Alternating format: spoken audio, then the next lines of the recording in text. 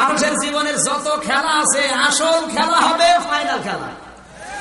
আমরা এই দেশে দেখেছি সেমিফাইনাল হয়, কোয়ার্টার ফাইনাল হয়, এরপরে এক কথা বলেন না কেন?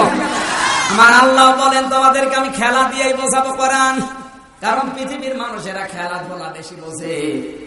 খেলা খেলতে গেলে আমরা দেখেছি একটা গোলকিপার লাগে না লাগে না, প্লেয়ার লাগে, লেফারি লাগে, একটা মাঠ লাগে, গ্যালারি লাগে, দর্শক লাগে, দুইজন বিচারক লাগে, ওই যে লাল কাপড় হলুদ কাপড় ধরে রাখে।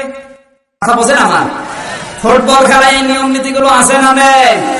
আল্লাহ রাব্বুল আলামিন বলেন আমিও খেলা খেলবো, আর আমার খেলা হবে ফাইনাল খেলা। কি খেলা? হ্যাঁ, ফাইনাল। আমরা দেখেছি গ্যালারিতে সব চাইতে খেলা খেলার জন্য একটা ফিল্ড দরকার। এই স্টেডিয়াম না হলে আপনি খেলা করবেন কোথায়? রব্বুল আলামিন বলেন আমি একটা খেলা ফাইনাল খেলা যেদিন খেলবো ওই দিন একটা স্টেডিয়াম তৈরি করবো। ওয়ানুফিখা ফিস সূরি ফাসাইকা মান ফিস সামাওয়াতি ওয়া মান ফিল আরদি ইল্লা মান শাআল্লাহ। সূরা জুমারের 68 নম্বর আয়াতের প্রথম অংশে আল্লাহ দিয়েছেন আমার যে রেফারি আছে ফু দিয়ে যে খেলা শুরু হয়, আমার রেফারি হচ্ছে আন্তর্জাতিক রেফারি। নাম কি? হযরত ইসরাফিলকে দিয়ে ফু দেওয়া হলো। অনুফিখা ফিস সূরি ফাসাইকা মান ফিস সামাওয়াতি ওয়াল আরদ। ফুৎকার দেওয়ার সঙ্গে সঙ্গে সবাই অজ্ঞান হয়ে যাবে, আসমান জমিনে যা আছে সবাই অজ্ঞান থাকবে। আল্লাহ পাক যাদেরকে ইচ্ছা করবেন তারা বাদ দিয়ে। এখানে ইল্লা মান শাআল্লাহর ব্যাখ্যায় পড়েছে কিয়ামতের ময়দানে প্রথম ফুৎকারে যখন সব লন্ড ভন্ড হয়ে যাবে, শুধুমাত্র শহীদ যারা ওরা অজ্ঞান হবে না, বাকি যত মানুষ সাধারণ ভাবে মারা গেছে সবাই অজ্ঞান হয়ে যাবে এক ফুৎকারে। দ্বিতীয় নাম্বার ফুৎকারে পাহাড় পর্বত ধুলা বালি যা আছে সবগুলো উড়তে থাকবে। আমার আল্লাহ বলেন খেলা খেলার জন্য যেমন একটা মাঠ তৈরি করা লাগে, কিয়ামতের ময়দানে যে ফাইনাল খেলা আমি শুরু করবো ওই জায়গায় একটা মাঠ লাগবে। কিন্তু দুনিয়াতে এমন কোন মাঠ নেই যেখানে সব মানুষ এক জায়গায় করা যায়, এরকম মাঠ আছে? এবার তাহলে আল্লাহ মাঠ পাবে কোথায়? আল্লাহ রাব্বুল আলামিন বলেন মাঠ আমি পাবো কোথায়? কিয়ামতের ময়দানে একটা সূর্যকে আল্লাহ উদিত করবেন। এই সূর্যটা না, এই সূর্যের চাইতে 100 ভাগ 100 গুণ শক্তিশালী সূর্য। এই যে কয়েকদিন আগে বিজ্ঞানী এডওয়াইন হ্যাবেল একটা হাই পাওয়ারের ক্যামেরা আবিষ্কার করেছে, নাম দিয়েছে অ্যাপোস্টোস্কোপি। ওই হাই পাওয়ারের ক্যামেরা 10 লক্ষ মিলিয়ন বছরের রাস্তার দূরত্ব থেকে ছবি তুলে ক্যাচ করে নিজের কাছে নিয়ে আসতে পারে। ওই ক্যামেরায় ধরা পড়েছে, ওর নাম হচ্ছে পিস্টল স্টার। এই হাই পাওয়ারের ক্যামেরায় এই যে সূর্যটা ধরা পড়েছে পিস্টল স্টার, কিয়ামতের ময়দানে এই সূর্যটা আমার আল্লাহ উদিত করবেন, মাত্র 1 হাত উপরে থাকবে। এই সূর্যটা 13 লক্ষ গুণ বড় পৃথিবীর চাইতে। কত উপরে আছে, এরপরও তাপ দিলে আমরা চৈত্র মাসে বাঁচি না। আর সূর্যটা কিয়ামতে এই সূর্যের চাইতে পিস্টল স্টার যেটা 100 গুণ শক্তিশালী, আধা হাত বা 1 হাত উপরে এসে 12টা মুখ দিয়ে তাপ দিবে এক আধারে 40 বছর। কত বছর? আরো জোরে বলেন। দ্বিতীয় ফুৎকারে যত পাহাড় ছিল পর্বত ছিল সব নদী নালা ভরাট হয়ে যাবে, একটার সাথে একটা ধাক্কা লাগবে তারকারাজি। কোরআনে কারীম জানিয়েছে ইদাস সামাউ ফাতারাত ওয়া ইদাল কাওয়াকিবু তাতারাত ওয়া ইদাল বিহারু ফুজ্জিরাত ওয়া ইদাল কুবুরু বুসিরাত। প্রথমে চিৎকার দেওয়ার সঙ্গে সঙ্গে আকাশ ফেটে যাবে। আকাশে যারা ঝুলে আছে, এই যে গ্যালাক্সি, মিল্কি ওয়ে, ছায়াপথ, এমনকি ব্ল্যাক হোল, যত তারকারাজি দেখতে পাও সব একটার সাথে একটা ধাক্কা লেগে ছিটকে পড়বে। পাহাড় যা আছে ধোলার মতো উঠবে, সবগুলো জয়েন্ট লেগে বিশাল চাটিয়াল ময়দান তৈরি হয়ে যাবে। আল্লাহ পাক বলেন ফেরেশতারা কবরের ভেতরে যা আছে সবাইকে ডাক দিয়ে তুলে ফেলবে। কিয়ামতের ওই ময়দানে 40 বছর একাধারে এই পিস্টল স্টার সূর্যটা দিয়ে আল্লাহ তাপ দেবে, পুরা ময়দান হয়ে যাবে তামা। পুরা ময়দান। আর আরো জোরে বলেন। তামার ময়দান, মানুষের পায়ে ফোসকা পড়ে যাবে, কারণ তামার ময়দান উপর থেকে গরম নামতেছে, নিচ থেকে গরম উঠতেছে। পুরা হাসরের ময়দানে একটা মাত্র আওয়াজ হবে, পানি পানি। কিসের আওয়াজ? আরো জোরে বলেন। কোন নবী কথা বলার ক্ষমতা নেই, সবাই মিলে দৌড় দেবে। আল্লাহ বলেন এত বড় ভয়ঙ্কর অবস্থা কিয়ামতের ময়দানে আমি তৈরি করব, জানো?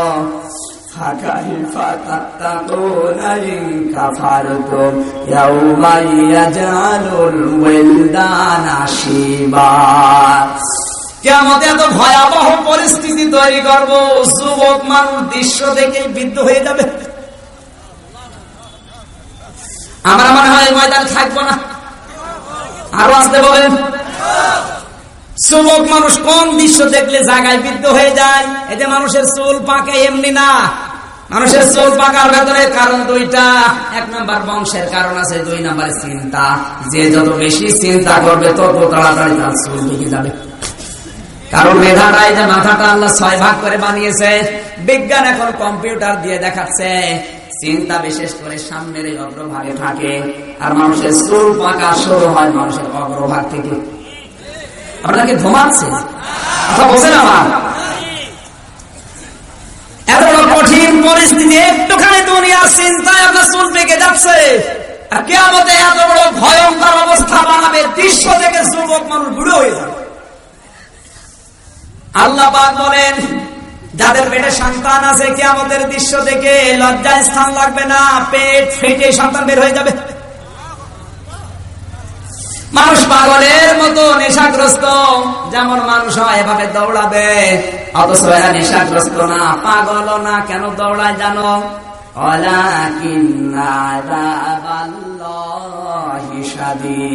দৌড়ায় শুধু একটা কারণে, এরা আমার আযাব দেখেছে। কি দেখেছে?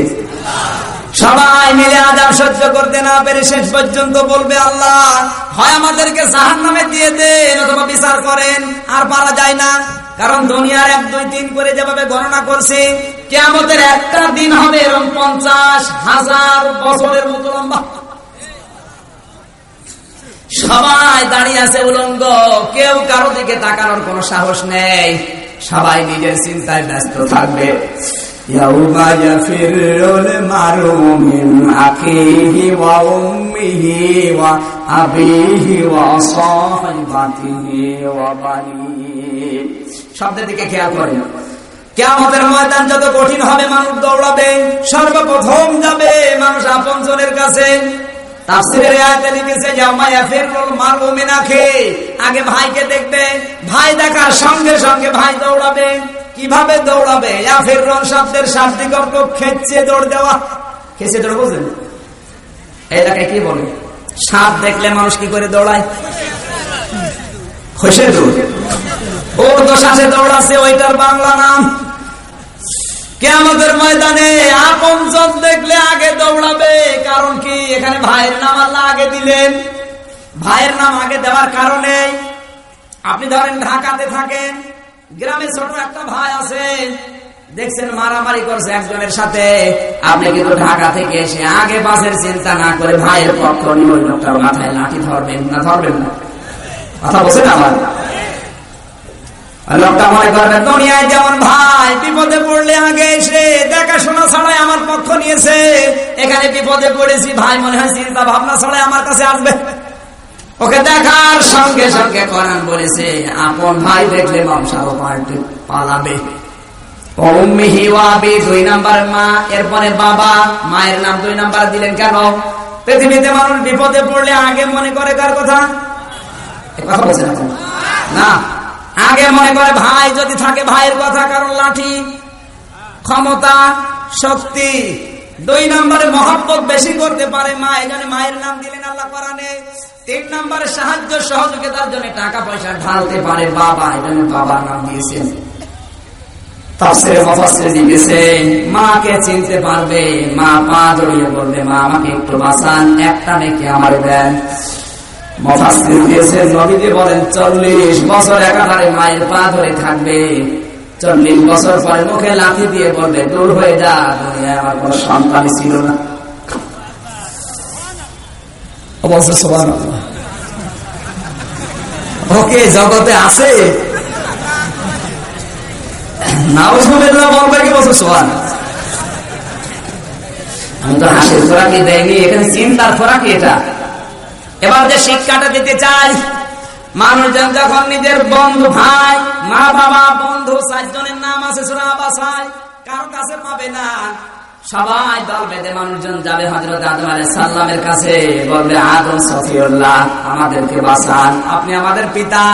হযরত আদম মাথা নিচু করে থাকবেন, ডাক দিয়ে বলে, পৃথিবীর মানুষেরা আমাকে আদি পিতা বলে লাভ নেই, কারণ আমি জীবনে একটা আল্লাহর হুকুম মানি না, এই জন্য আমি টেনশনে আছি। আল্লাহ আজ না জানি আমার সাথে কি আচরণ করে। তোমরা আমার দ্বারা আমার কাছে কিচ্ছু হবে না, আমি নিজেই মাথা তুলতে পারি না। তোমরা দ্বিতীয় আদম নূহের কাছে যাও। নূহ আলাইহিস সালাম বলবে, না, আমি তো আমার সন্তান নিয়ে ঝামেলায় আছি, আমার দ্বারা সম্ভব না, আমিও মাথা তুলতে পারি না। তোমরা হযরতে ইব্রাহিম নবীর কাছে যাও। ওরা বলবে, না, আমরাও হবে না। মুসা আলাইহিস সালামের কাছে যাও। উনি বলবে, ঈসা নবীর কাছে যাও। সবাই একটা একটা করে আর্গুমেন্ট পেশ করবে, কেউ পারবে না। সর্বশেষ মানুষ যাবে মুহাম্মদুর রাসূলুল্লাহর কাছে। নবীজি বলেন, না, আমার দ্বারা সম্ভব না। বিশ্বনবী শেষ পর্যায়ে উম্মতের কাকুতি মিনতি দেখে সেজদায় পড়ে যাবেন।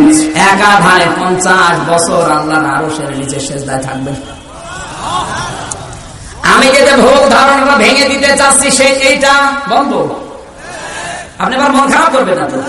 যে ভুল ধারণাটা এই বাংলাদেশে আছে সেটা এবার কান খাড়া করে মেলাবেন। আপনি কি মনে করবেন আমি জানি না, আমি কিন্তু কোরআন থেকে বলছি, এটা কারোর সাথে মিললে আমার কিছু করার নেই। কথা বলছে না কারো, কিচ্ছু করার নেই। আমি যেগুলো বলেছি আপনারা মিলান। এত বড় বড় পাওয়ারফুল নবী মুসা আলাইহিস সালাম আল্লাহর সাথে কথা বলতেন, কালিমুল্লাহ তার নাম দিয়েছেন আল্লাহ। কত বড় পাওয়ার, আজরাইলকে থাপ্পড় দিয়েছিলেন। হযরত ঈসা আলাইহিস সালাম এত বড় জলিলুল কদর নবী। হযরত নূহ আলাইহিস সালাম যাকে দ্বিতীয় আদম বলা হয়, হযরত আদম আলাইহিস সালাম যিনি না হলে আমরা কেউ আসতাম না। এত বড় বড় পাওয়ারফুল নবীর কোন কুল কিনারা হচ্ছে না, সবাই নিজের দিকে মাথা। কিয়ামতের ওই দৃশ্য দেখে সবাই খেয়ে হারিয়ে ফেলেছে। অথচ বাংলাদেশে অনেক মানুষ প্রচার করছে, কিয়ামতের ময়দানে আমার বাবা জান, আমার দাদা জান জাহাজ নিয়ে বের হবে। আর মুরব্বি সুবহানাল্লাহ পড়ে, জাহাজ আসবে, উঠবো আর জান্নাতে চলে যাবো। জাহাজ তো তোমার বাবা। আমি শুনলাম, মেনে নিলাম যে জাহাজ বের হবে আপনার বাবা, আপনার দাদা, কিন্তু জাহাজ চলবে কোন জায়গায়? তো আমার ময়দান, শুকনো টাকা জাহাজ চলে। তা আপনি এগুলো শোনেন আর যে বিশ্বাস করেন যে আমার আর কোনো চিন্তা নেই, আমি তো বাবার মুরিদ। তা আপনার কমন সেন্স নেই? নবীরা যেখানে কোন কিনারা পাচ্ছে না, সেখানে কোনো বাবার খবর আছে? বলেন, এই ধারণা নিয়ে বসে আছেন কোন কারণে? ওরা ব্যবসা করে সিটারি করে খেয়ে যাচ্ছে, আর আপনার ব্যবসায় ফাঁদে পা দিয়ে আপনিও সিটারি। মুসা নবীর মতো মানুষ যদি কুল কিনারা না পায়, কিসের আল্লাহর ওলি, কিসের কুতুব? এরা কি নবীর চাইতে বড়? আর জাহাজ চালাবেন কোন ছোট্ট টাকায়? বলেন, এগুলো এই গাঁজাখড়ি কথা বিশ্বাস করা যায়? যায় না, শুধু সামিয়ানার নিচে। এখান থেকে বের হয়ে গেলে, না, আমার কোনো চিন্তা, আমার বাবা আছে। তোমার বাবারই কি হবে বাবা জানে? আদম নবীর মতো জলিলুল কদর নবী কথা বলতে সাহস পাচ্ছে না, ও তো আমার ভরসায় বসে আছে। কি ভ্রান্ত ধারণায় বাংলাদেশে এখনো মানুষ আছে, বিশেষ করে রাজশাহী বিভাগ আর রংপুর বিভাগ, এই দুই বিভাগের মানুষ এখনো পাগল। এদের নাম যে মফিজ দিয়েছে এমনিতে। আপনি আমার মনে করেন আমার বসে, এই দুই বিভাগের মানুষকে কিন্তু সারা বাংলাদেশের মানুষ এই নামই বলে। কেন বলে? আপনারা এত পাগল হয়ে থাকবেন কোন কারণে? এত বড় বড় পাওয়ারফুল নবী যেখানে কোন কিনার হচ্ছে না, আর আপনি বাবার ভরসায় বসে আছে। ও বাবারই কোন কিনার হবে, কার ভরসায় বসে আছেন? আপনি বইয়ের হিসাব মিলিয়ে বাড়ি যান, খালি তাফসীর শুনতে আসো না। বিশ্বনবী ফাতেমাকে পর্যন্ত ডাক দিয়ে বলেছিলেন, দেখো তোমাকে ভালোবাসি, দুনিয়ায় যা চাওয়ার আমার কাছে চেয়ে নাও, সাধ্য মতো আমি দেবো, কিন্তু কিয়ামতে আমার পরিচয় কিচ্ছু হবে না। তোমার বাবা নবী ছিল, এই পরিচয় তুমি জান্নাতে না, কখনো সম্ভব না। নিজের কাজ আগে দুনিয়ায় নিজে করে যায়। এত বড় আদরের মেয়েকে যদি বলতে পারে আর আপনি বাবার ভরসা করে গোপে তেল দিয়ে ঘুমাচ্ছেন, আমি দুই বাবার মরিদ, ও বাবা সব জানা রাগ করবেন না, যাবে মন খারাপ মনে হচ্ছে আপনাকে আমি ইন্ডিকেট করে বলি না ভাই, এটা চলছে দেশে আজ। এখানে আপনি লক্ষ্য করে দেখেন যারা গ্রাম্য মানুষ, এদের 100টার 98টা মানুষের বিশ্বাসে কোনো চিন্তা নেই, মা বাবা তো আছে। আপনি একটু মগজটা যাদের আছে বিবেক, আমাদের কাছে চিন্তা করেন তো, এত বড় বড় পাওয়ারফুল নবী বললাম, কেউ মাথা তুলতেও সাহস পাচ্ছে না, সব নিচের দিকে মাথা। বুখারী শরীফের হাদিস না মানিয়ে বলছি, মানিয়ে বলছি আমি, আমাদের নবী পর্যন্ত মাথা তোলার সাহস পাচ্ছে না, 50 বছর সেজদায় আছে। আর সেখানে কার উপর আপনি ভরসা করে আছেন আমি বুঝি না, এগুলো সব বাদ দেন, এখনই কাজ কারবার শুরু করেন, আপনি মাপ পাবেন কিনা এটা চিন্তা করেন। বিশ্বনবী 50 বছর পর আমার আল্লাহ এবার ডাক দিয়ে বলেন, হাবিবুল্লাহ তোমার এই সেজদায় আমি খুশি হয়ে গেছি, তুমি মাথা তোলো, তোমার আজ কাদার দিন না, তুমি মাথা তুলে আমার কাছে আরজি জানাও, তোমার সুপারিশ আমি আল্লাহ কবুল করে নেব। বিশ্বনবী আবার সুপারিশ করার জন্য এগিয়ে যাবেন, মাথা তোলার পরেই দেখবেন হযরতে মুসা দাঁড়িয়ে গেছে। কিয়ামতের ময়দানে সর্বপ্রথম উঠবে হযরতে মুসা। কে? আরো জোরে। নবীজি মাথা তুলেই দেখবেন মুসা আলাইহিস সালাম আরশের পায়া ধরে কাঁদতেছে, ডাক দিয়ে বলে, রব্বুল আলামিন আমার উম্মতের জন্য আমি সুপারিশ করতে চাই, আপনি একটু বিচার করা আরম্ভ করেন। নবীজি বিচার আরম্ভ করে দেবেন, হঠাৎ করে দেখবে কিছু মানুষের সামনে পর্দা পড়ে গেছে। বিশ্ব নবী বলেন, আল্লাহ এগুলো তো আমার উম্মত, পর্দা ফেলে দিয়েছে তোমার ফেরেশতারা কোন কারণে? হঠাৎ আওয়াজ আসবে, হে নবী এগুলো আপনার উম্মত না। আকালার রাসূলু ইয়া রাব্বি ইন্না কওমি তাখাযু হাযাল কুরআনা মাহজুরা।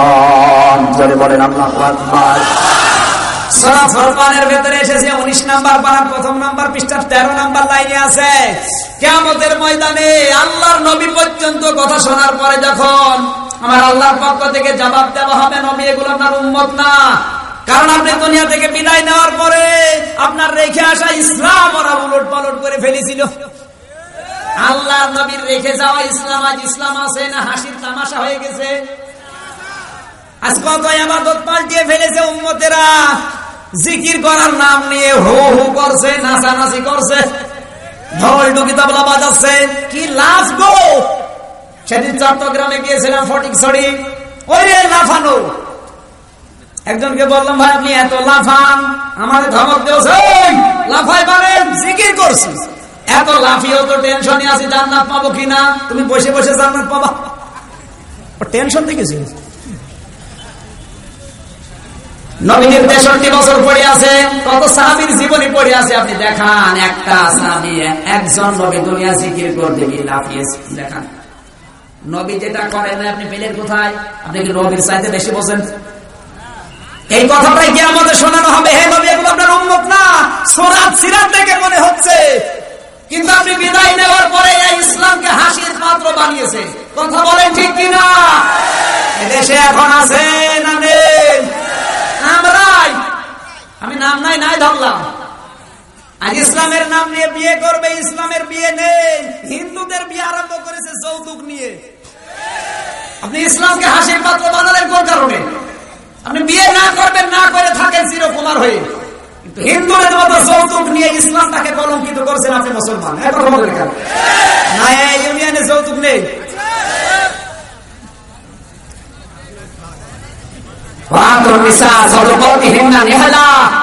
আল্লাহ বলেন যখন বিয়ে করবা কবুল বলার সঙ্গে সঙ্গে হাসি মুখে দেনমোহরের টাকা স্ত্রীর হাতে ধরিয়ে দাও।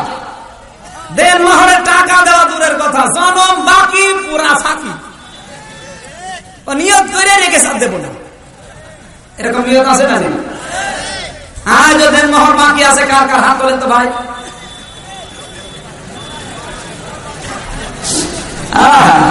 ওর হাসতেছে লাভ দেখি, আচ্ছা না দিয়ে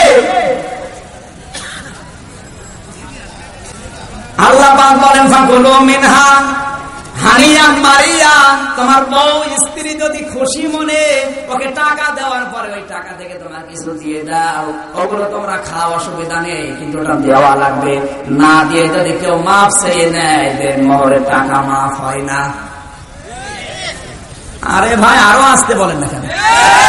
কালকে বলবে।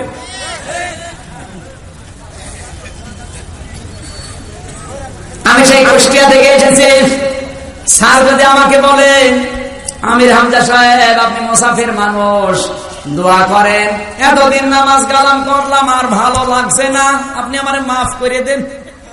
আমি বলে, যদি স্যার আপনি মুরব্বী মানুষ, ঠিক আছে, আর নামাজ পড়া লাগবে না, মাফ করে দিলাম, হবে? কারণ নামাজ দিয়েছে কে? দেন মোহর দিয়েছে কে? নামাজ দিয়েছে আল্লাহ, দেন মোহর আল্লাহ দিয়েছে। নামাজ আমি মাফ করলে যেমন মাফ হয় না, দেন মোহর বউ মাফ করে দিলে মাফ হয় না, ওটা আগে দেওয়া লাগবে, পরে মাফ হবে। আবার আছে মাফ করে না, তার বাস্তব প্রমাণ আমি ফাঁকি দিয়েছি না। অনেক মহিলা কল দিয়ে বলে, হুজুর বাসর রাত্রে হাত চেপে ধরে, পা চেপে ধরে, করবো কি, লজ্জার খাতিরে মাফ করে দিস, কিন্তু এখন আমার টাকা দরকার, মাফ চেয়ে নেবে। কিয়ামতের ময়দানে আমার মনে হয় হাদিস অনুযায়ী আমাদের অধিকাংশ মানুষের সামনে পর্দা পড়ে যাবে, যে মানুষগুলো রাসূলের রেখে যাওয়া ইসলাম আমরা পাল্টিয়ে ফেলেছি। আর রাসূলের বিয়েতে যৌতুক ছিল না? ছিল। দেন মোহর ছিল? কি ছিল? আরো জোরে বলুন। দেন মোহর দেওয়ার খবর নেই, অথচ বেঁধে রেখেছে 40 লাখ। সেদিন একটা বিবাহ অনুষ্ঠানে দেখি কবুল বলবেন, দাঁড়া কি করিস? হুজুর আমি মুদি দোকানদার, মুদি দোকান বিক্রি করলে কয় লাখ টাকা হবে? 2 লাখ। তোমারে বিক্রি করলে আরো 1 লাখ, সব মিলে 3 লাখ। দেন মোহর করেছে 5 লাখ 1,000 টাকা, কোথা থেকে দেবে? হুজুর আপনি জানেন না, দেওয়া লাগবে না, যে কোনো কায়দায় মাফ চেয়ে তারপরে সংসার শুরু করবো। এরকম ধান্দায় আছে জানে, এরা কে আমাদের নবীর পর্দার সামনে থাকবে। কথা বলছে না কেন? আপনি বিয়ে করবেন না করবেন না করেন, চিরকুমার হয়ে থাকেন, কিন্তু আপনি এই হিন্দুদের প্রথা নিয়ে আসেন কোন কারণে?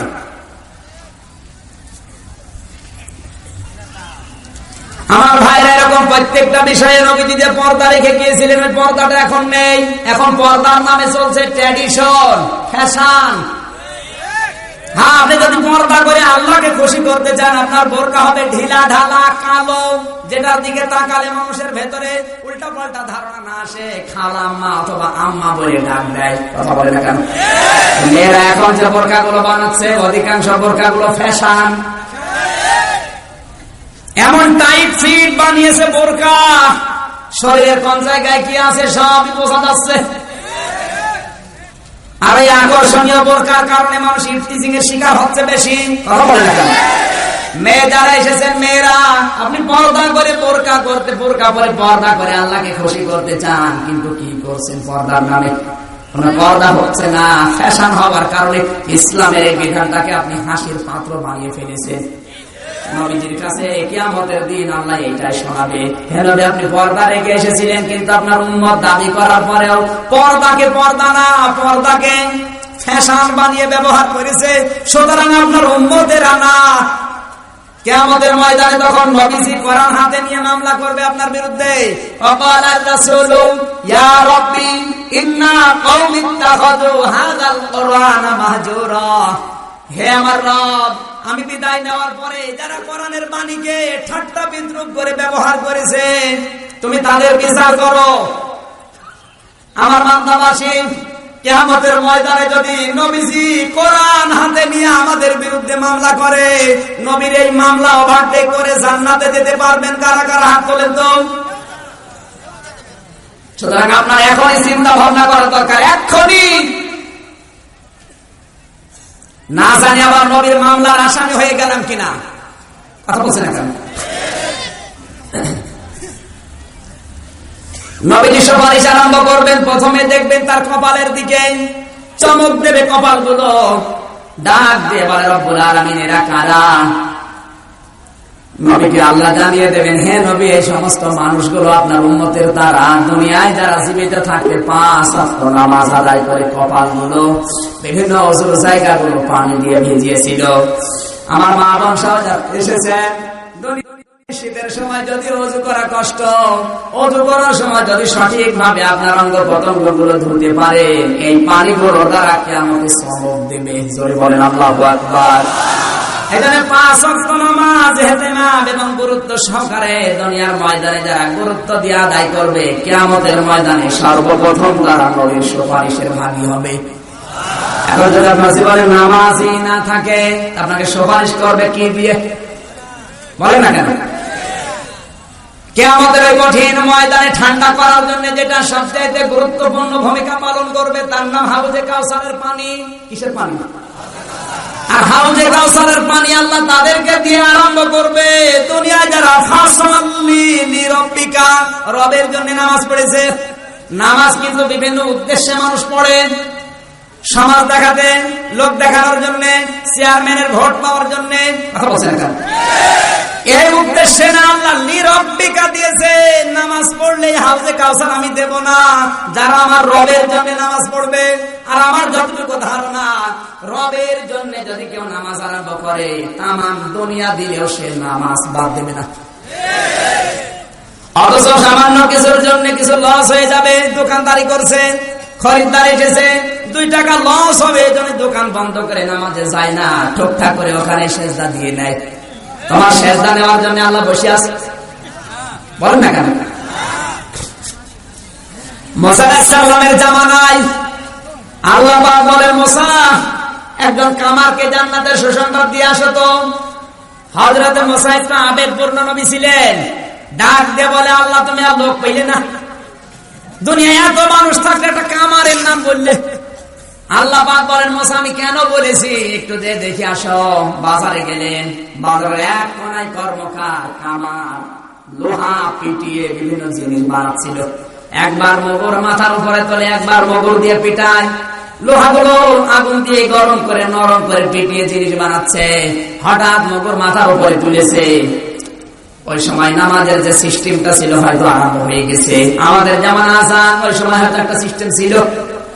হঠাৎ করে যখন মগর মাথার উপরে দিয়েছে, নামাজের সময়ের যখন ডাক দিয়েছে, সঙ্গে সঙ্গে মগরটা পেছনের দিকে ফেলে তাড়াতাড়ি পবিত্র হয়ে নামাজে দাঁড়িয়ে গেছে। মুসা আলাইহিস সালাম ডাক দিয়ে বলে, রব্বুল আলামিন, ও মগরটা মাথার উপর থেকে লোহাতে পিটিয়ে এরপরে নামাজে দাঁড়াতে পারতো, কিন্তু না, তোমার হুকুম আগে, এজন্য সব পেছনে ফেলে তোমার হুকুমকে যে ব্যক্তি এত গুরুত্ব দিতে পারে, তুমি তাকে জান্নাতে না দিয়ে পারো না। আমরা তো এটাই করি নাকি? চা খেতে খেতে আসরের নামাজ শেষ, ওর কাছে কোনো গুরুত্বই নেই। অথচ এত বড় গুরুত্বপূর্ণ বিধান আর দুনিয়ায় নেই। আল্লাহর নবী বলেন, কোন মানুষ যদি সাঁতার কাটছে সমুদ্রে, জাহাজ ডুবে গেছে, ওর হাতেও কিছু নেই, ও সাঁতার কাটতে কাটতে যদি নামাজের সময় এসে যায়, ওই লোকটা যেন উল্টা সাঁতার দিয়ে ইশারায় নামাজ পড়ে আল্লাহকে দেখায়। কোন মহিলার সন্তান দুনিয়া আসবে, প্রথমে কিন্তু সন্তান আসার আগে পানি দেখা যায়। কি দেখা যায়? এরপরে ব্লাড, এরপরে সন্তানের মাথা।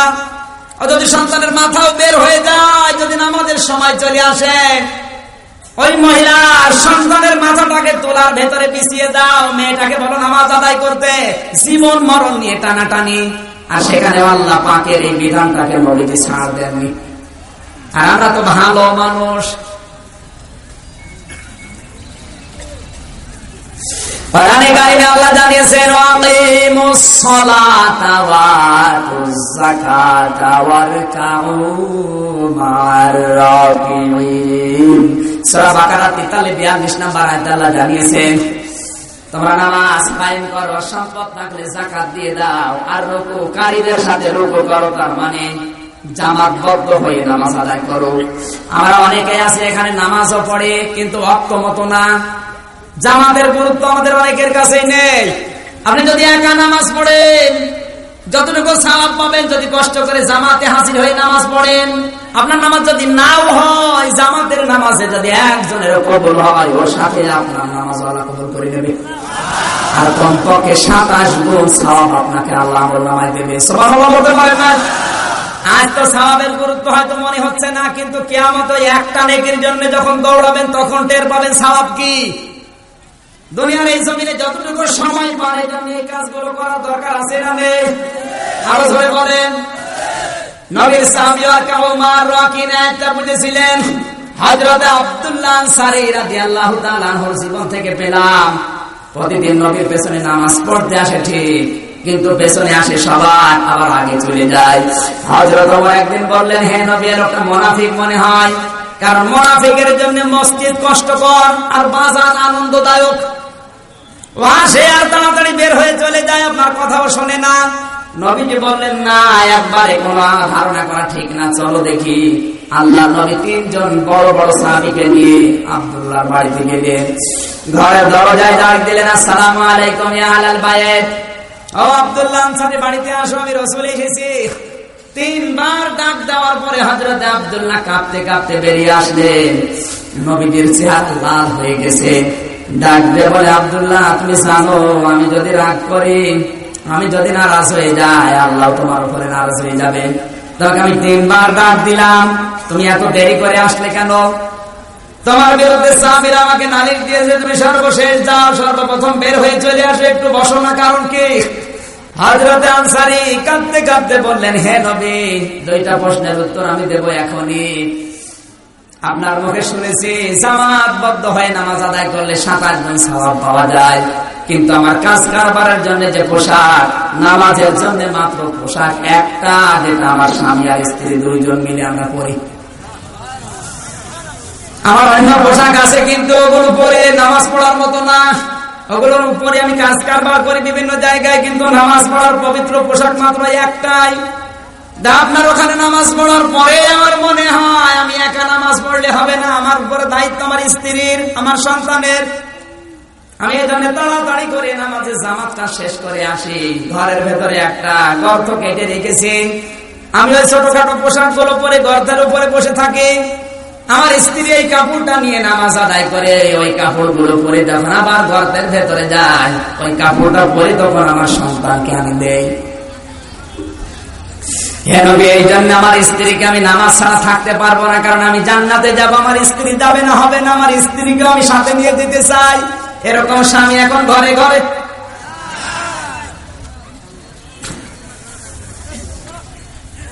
বিশ্বনবী নিজেই কেঁদে ফেললেন। ডাক দিয়ে বলেন, আনসারী, ওই যে ছোট একটা বাচ্চা শিকল দিয়ে বাঁধা, ওর অপরাধ কি? হযরত আব্দুল্লাহ বলে, হুজুর, আমার আদরের সন্তান, আমি যখন বাইরে চলে যাই কাজের সন্ধানে, আমার স্ত্রী তো পোশাক পরে বাইরে আসতে পারে না, কারণ যে ছোট পোশাক ওটা নিয়ে বাইরের পরিবেশে ঘোরা সম্ভব না। আমি মুসলমান, আমার স্ত্রী যদি পর্দা না করে, তাহলে আমার মুসলমানের গুরুত্ব থাকলো কি? ইসলাম যদি মানতে চান এভাবে মানেন, আমার আল্লাহ দুনিয়া আখিরাতে আপনাকে কামিয়াবি বানিয়ে দেবে। আমার স্ত্রী যেহেতু গর্তের ভেতরে থাকে, বাইরে আসতে পারে না, ওই যে বাঁকা খেজুর গাছ, ওটা বাঁকা হয়ে আমার উঠানের উপরে এসেছে, ওটা আমার না, ওটা এক ইহুদির।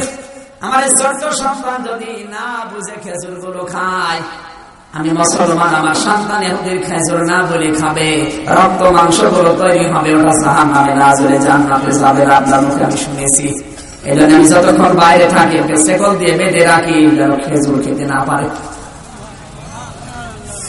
নবীজি বললেন, আব্দুল্লাহ, দাঁড়া, তোমাকে যাওয়া লাগবে না, আমি নিজে যাব। বিশ্ব নবী নিজে গেলেন, ওর শেকলটা খুলে ডাক দিয়ে বললেন, বাবারে, তোর হাতে পায়ে শেকল দিয়ে তোর বাবা ভুল করে না, এই জাহান্নামের আগুন থেকে তোরে বাঁচিয়ে দিয়েছে। আমার ভাইরা, ওদের পোশাক ছিল মাত্র একটা, নামাজ পড়ার মতো। এর বড় তারা দুনিয়াতে জামা ত্যাগ করেনি, আর আমরা কোথায় আছি? জামা কাপড়ের অভাব নেই, নামাজ পড়তে গেলে হাফ জামা গায়ে দিয়ে যাচ্ছে, অথচ কোন যদি আপনার পোশাক থাকার পরও যদি হাফ জামা গায়ে দিয়ে, হাফ গেঞ্জি গায়ে দিয়ে আপনি নামাজ পড়তে যান, নামাজ হবে কিন্তু মাকরুহ হবে। কথা বলছেন না? আপনি কি ঘুমাচ্ছে? কিয়ামতের ওই ময়দানে যারা মুমিন, পৃথিবীতে আল্লাহর জন্য নামাজ আদায় করেছে, এই লোকটাকে আল্লাহর জন্য নামাজ পড়তো, এই জন্য একটা পোশাক তারপরও বাধা দিয়ে ঠেকাতে পারেনি। আমরা যদি আল্লাহর জন্য নামাজ আদায় শুরু করি, ওই মাসে 2 দিন আর বছরে 2 দিন ওই ভাবে না, এক ওয়াক্ত নামাজ আপনাকে কেউ যদি বলে ভাই সেটা আপনার নামে লিখে দেবো, আপনি এক ওয়াক্ত নামাজ ছেড়ে দেন, আপনি যদি আল্লাহর জন্য নামাজ আরম্ভ করে, আমার মনে হয় আপনি সারা বাংলাদেশ লিখে দিল নামাজ ছেড়ে দেবেন না। এর নাম ফসল রব্বিকা। তারা আল্লাহর জন্য নামাজ আদায় করেছে, কিয়ামতের ময়দানে তাদেরকে ওই হাউজে কাউসারের ঠান্ডা পানি দিয়ে আল্লাহর নবী শান্ত করবেন। জোরে বলেন আমিন। কঠিন ওই ময়দানে বিচার যখন শুরু হবে, ওইটা হবে আসল হার জিতের দিন। যালিকা ইয়াউমুত তাগাবুন। আল্লাহ বলেন এইটাই তো আসল হার জিত। দুনিয়ায় 100 বছর হায়াত পেয়েছিলে, সারা বাংলাদেশের মালিক ছিলে, মরণের পরে যদি আমি আল্লাহ তোমাকে ফাইনাল খেলার দিন, ফাইনাল বিচারের দিন মাফ না করি, তোর পুরা জীবনটাই ব্যর্থ। এই কথা বলে না কেন? আমি তো মাঝে মাঝে যখন একা একা থাকি চিন্তা করি, আল্লাহ তুমি যদি বলো আমির হামজা 2018 সালের ফেব্রুয়ারির 28 তারিখ পর্যন্ত তোকে আমি মাফ করে দিলাম, যা তোর জবাব দেওয়া লাগবে না। শুধুমাত্র 2018 সালের মার্চ মাসের 1 থেকে এই 17 তারিখ, এই 17 দিনের হিসাব দিয়ে তুই জান্নাতে চলে যা। আমার মনে হয় 17 দিনের হিসাব ঠিকঠাক মতো নিতে পারবো না। আপনারা তো পারবেন, অসুবিধা নেই। হ্যাঁ, কিয়ামতের ময়দানে নবীর সুপারিশ সর্বপ্রথমই পাবে তারা, দুনিয়া যারা নামাজ এইভাবে আদায় করেছিল। আল্লাহ আমাদেরকে হার জিতের আসল দিন, ফাইনাল খেলার দিন যেন বিজয়ী হওয়ার, শিরোপা পাওয়ার তৌফিক দেন। জোরে বলেন আমিন। আমা ইউমিন বিল্লাহি ওয়া ইয়ামাল সালিহান ইউকাফির আনহু সাইয়্যাতিহি। দুনিয়ায় যারা ঈমান আনার পরে ভালো ভালো কাজে আঞ্জাম দেবে, ওদের দুনিয়ায় যদি কিছু কাজ কারবার অন্যায় হয়েও থাকে, আল্লাহ নিজ করে ক্ষমা করে দেবে। এমন বাগানে প্রবেশ করাবে যার তলদেশ দিয়ে নদী আর নহর প্রবাহমান, খালিদিনা ফিহা আবাদা, চিরকাল তারা ওখানে বসবাস করবে। যালিকাল ফাউজুল আযীম। আর এটাই ফাইনাল খেলার দিন, মহাবিজয়। আমিন। বারাকাল্লাহু লানা ওয়া লাকুম ফিল কুরআনিল আযীম। আল্লাহুম্মা আমিন। ربنا ظلمنا أنفسنا وإن لم تغفر لنا وترحمنا لنكونن من الخاسرين। رب العالمين। গভীর রজনী প্রায় 2 ঘন্টার মতো আমরা কোরআন কারীমের তাগাবুন সূরা 9 নম্বর আয়াত থেকে আসল হার জিত, ফাইনাল খেলা, শিরোপা পাওয়ার কথা শুনছিলাম। কিয়ামতের এই কঠিন ময়দানে যেদিন ফাইনাল খেলা হবে, আল্লাহ এই হার জিতের দিনে যেন আমরা হেরে না যাই, শিরোপা পাই, সেই তৌফিক দাও। সওয়াব যদি আজকের এই 3 দিনের মাহফিলে দয়া করে কিছু দিয়ে থাকো, কোটি কোটি করে বাড়িয়ে দাও। কিয়ামতের ময়দানে যিনি সুপারিশ করে জান্নাতে নিয়ে যাবে, আল্লাহ তুমি নামাজের রওজায় পৌঁছাও। যত মানুষ কবরে আছে এদেরকে ক্ষমা করে দাও। যারা মা বাবা হারিয়েছে, আল্লাহ আমাদের মা বাবাকে মাফ করে দাও। আমাদের বিবেকের দরজা যেন খুলে যায়, চিন্তার রেখা যেন খুলে। এই জন্য কিছু কথা আমি মন থেকে, ইমান থেকে বলেছি। আমাকে সহ যারা এসেছিলাম সবাইকে তুমি আয়াতটা মেনে চলার তৌফিক দাও। আল্লাহ তুমি আমাদেরকে পরিবর্তন দিয়ে দাও। হযরত ওমরকে তুমি যদি টপ 10 থেকে হিরো বানিয়ে দিতে পারো কোরআনের ইজ্জতে, সেই কোরআন শোনার জন্য আমরা এসেছি। আমাদেরকে তুমি ওমরের মতো বানিয়ে দাও।